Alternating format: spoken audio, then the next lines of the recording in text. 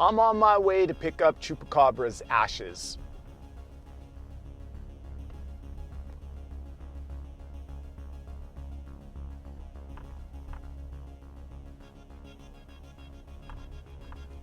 I got the call yesterday and decided to pick them up today so that he can be home with his family tonight, in a manner of speaking. It's always a difficult task, picking up remains. I've done it a couple of times now, and I've gone with others to support them while they did the same for their pets. It doesn't matter how big or small your dog was in life, the ashes always feel simultaneously heavier and lighter than you'd expect. It's an odd sensation. Chupacabra hated going to the vet. I doubt his opinion on the matter has changed much. It was his second least favorite thing to do. Car rides were his least favorite thing. He liked getting into the car, but he hated the actual riding in it. That made for long road trips and lots of stress pooping whenever we went on vacation. Him, not me. I just had to clean up afterward. I'm not looking forward to picking up his ashes because that's going to make this whole thing more real than it already seems. Like, I know Chupacabra is dead. That whole period of my life is over. But experience tells me that my mind doesn't always grasp the enormity of that ending until I am holding a scatter box. But putting this off is a dishonor to Chupacabra's memory, as is passing it off to someone else to handle. He needs to be picked up ASAP, and it needs to be me doing the picking up. Ashes or no, he doesn't deserve to be there any longer than is necessary. I just feel bad that he also has to deal with a car ride to get home after I pick him up. It's insult to injury. I decided to take you along with me while I do all this because I thought it might be a good way to maintain my composure. I do have two funny stories that I want to tell you about Chupacabra though. I was thinking about him last night and his little life and its impact on mine, and for whatever reason, these two memories came to mind. I think it's because I was considering how my policing career was 14 years long and Chupacabra was with me for 14 years of life. That led to me thinking about how little I miss being a police officer, but how much I miss Chupacabra. When I was a police officer, I used to work out at one of the police facilities, specifically the William Griesbaugh Training Facility. Chupacabra used to come with me there all the time. And the first story relates to how dominant Chupacabra was and how that ended up creating an incident at the facility. I've made jokes about him dominating people, but it didn't start and end with Homo sapiens. That dog loved dominating everything and anything.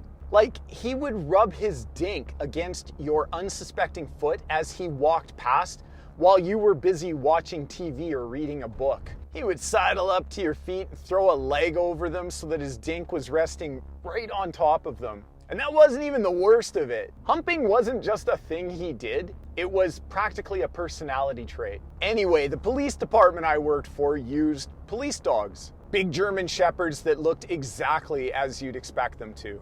And there was a dog handler at Griesbaugh one night practicing commands with his dog while I was working out, with Chupacabra hanging out with me as he often did. We never had any problems with that exact situation before, but mostly because I used to keep Chup tethered nearby me while I was training. It was common for the handlers to bring their dogs to the gym and work with them there. Before this night, Chupacabra had mostly ignored them and they him. So I was finishing up hitting the heavy bag on one side of the gym and was getting ready to head to the weight room on the other side of the gym. It's a big facility, probably 2 school gyms wide if that helps set the scene. I grabbed my gear, unhooked Chupacabra, and started making our way over to the other training space. And along the way, I stopped to chat with the dog handler I had mentioned, as he and I were platoon members from years past. His dog was chewing on a large rope toy on the mats in the center of the gym, and Chup, I mistakenly thought, was beside me.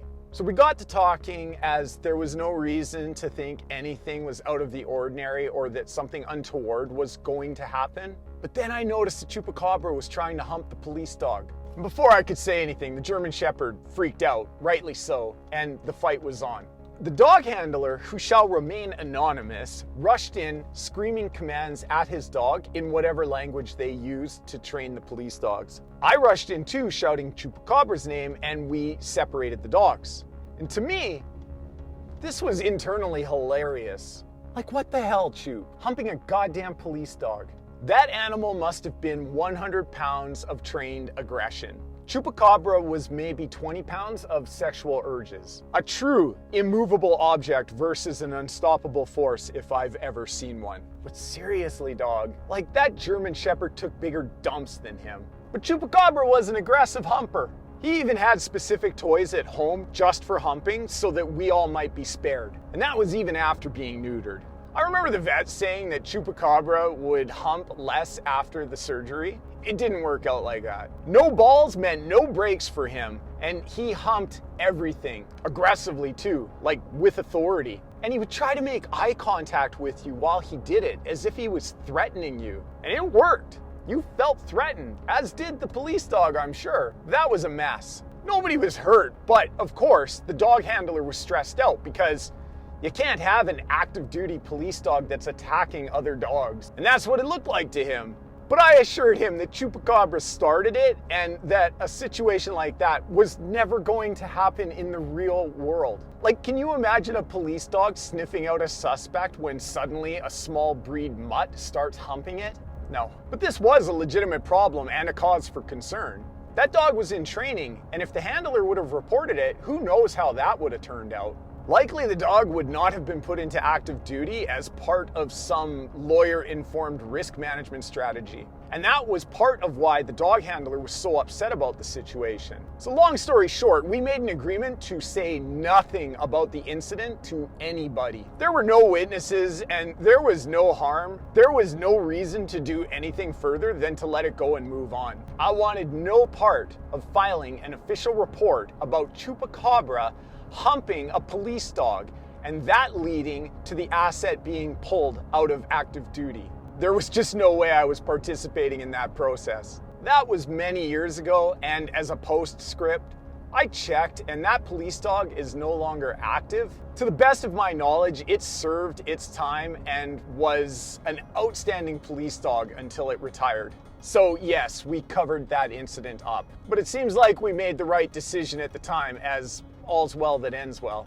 Besides, the organization had already tried to fire me for fighting professionally in mixed martial arts. They probably would have charged Chupacabra with sexual assault and me with aiding and abetting if the incident had been reported and made public. I worked for some idiots during my time there, and that is exactly the kind of thing they would do. This leads to my second story. The police agency I worked for relied on the typical paramilitary chain of command structure you'd expect. And that chain of command structure extended to the Grieving facility. As in, there was a chain of command there because the facility doubled as a recruit basic training facility, as well as the main gym for the organization. That chain of command wasn't really part of the facility's management branch of the overall organization, but because they had their offices in the building, they acted like they owned it too. It was a weird type of passive-aggressive ownership that didn't do anything to improve the facility. It existed as a result of the positions nonetheless. And I was often at odds with this particular chain of command because it was populated with the type of people who never should have been cops, let alone in charge of training cops. But ultimately what happened was they tried to get dogs banned from the building after finding out I was bringing mine to my workouts. If they could have, they would have just got my dog banned from the building, but that wasn't possible. Optics. So they went with the next best thing, a blanket prohibition on dogs in the building. They claimed it was a hygiene issue, but then that would have led to police dogs not being allowed in. So they dropped that and went with a bunch of nonsensical reasons that I don't even remember at this point. I do remember thinking that I was going to ignore the ban completely until it led to a face-to-face confrontation with this group of morons. But then I had another idea. I had recently been diagnosed with cancer and was getting treated for it. So I looked into getting Chupacabra designated as an emotional support dog. That's funny for a bunch of reasons. But it's hard to ban an emotional support dog for a person undergoing cancer treatments without having to show your true colors, right? It was a ridiculously contrived way for me to stick it to them, but I felt like it was worth the effort because of how richly they deserved to have their pettiness called out. All that was required was a letter from a mental health professional stating that Chupacabra was my emotional support dog, and that was there for the asking. I felt like that would make the ban go away, but it was mostly a fuck you to the chain of command there for being such a collection of assholes. Like when you're working 10 or 12 hours a day as a police officer, adding another hour or two to that is totally not fair to a dog or the dog owner.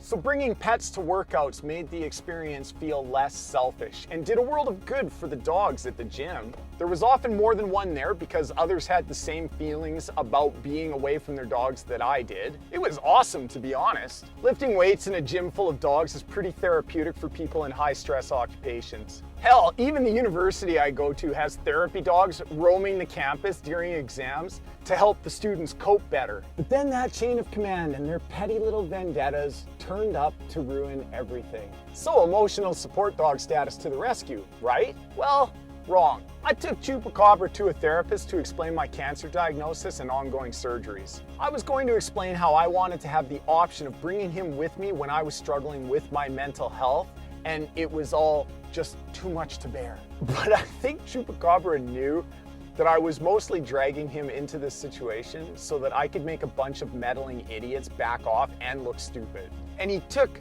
two of the biggest dumps I had ever seen him do in his life at the therapist's office when we arrived there.